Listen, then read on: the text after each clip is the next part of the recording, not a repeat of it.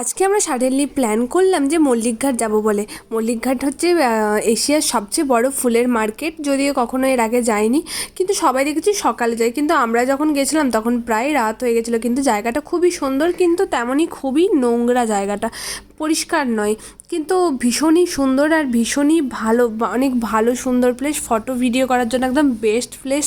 যাই হোক, তারপর আমরা ওখান থেকে বেরিয়ে, হ্যাঁ আমি কিন্তু এটা একটা লং ভিডিও করেছি, অবশ্যই তোমরা লং ভিডিওটা ব্লগে দেখতে পাবে, তার জন্য অবশ্যই কিন্তু দেখবে লং ভিডিওটা। তারপর যেহেতু পুজো, দুর্গা পুজো, তো তার জন্য কিন্তু চারিপাশটা খুব সুন্দর সাজিয়েছে, পুরো লাইটিং।